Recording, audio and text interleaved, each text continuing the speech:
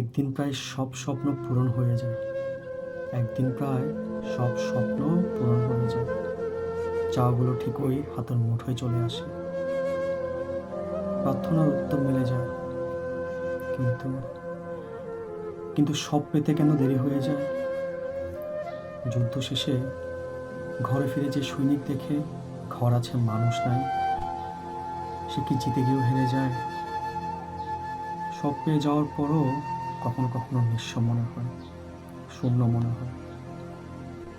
হয়তো নিশ্চয়ই হয়। জীবন ছেড়ে চলে যেতে চাওয়া মানুষটাকে অনেক বুঝিয়েছিলাম।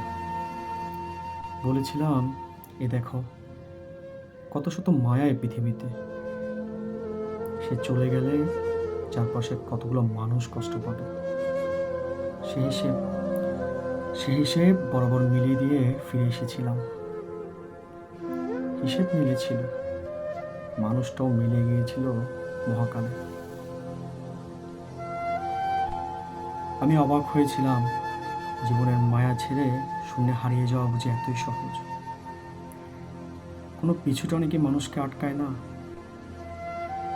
একদিন নিজেই নিঃস্ব হয়ে গেলাম। মাথার উপরে মমতার ছাদ, কিংবা কিংবা জ্বরে গুটিসুটি মেরে মাথা গোজার ঠাই, দুটোই উড়ে গেল, ভেসে গেল নাগালের বাইরে। আমি টের পেলাম এই পৃথিবীতে অনেক শূন্যস্থান, কিন্তু কোথাও আমার ঠিক জায়গা হচ্ছে না। গোটা পৃথিবী আমাকে মায়ার গল্প শোনালো। আমি না থাকলে ঠিক কতগুলো মানুষ আমার জন্য আফসোসে পড়বে, সে গল্প করলো। সে আগুন আমাকে স্পর্শ করলো না একটু। আমি জানলাম, মানুষ যখন এই পৃথিবী থেকে হারিয়ে যেতে চায়, তখন সে সবচেয়ে বেশি স্বার্থপর হয়ে ওঠে। বিন্দু বিন্দু অভিমান জমে একদিন অভিমানের মহাসিন্ধু হয়ে যায়,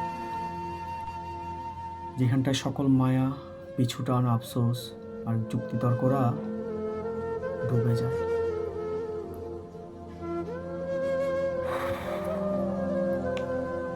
মাঝে মধ্যে এমন কিছু লেখা দেখি, পড়ি। এই লেখাগুলোর কিভাবে হচ্ছে ব্যাখ্যা করে আমি জানি না, তবে এই লেখাগুলো খুব ভারী।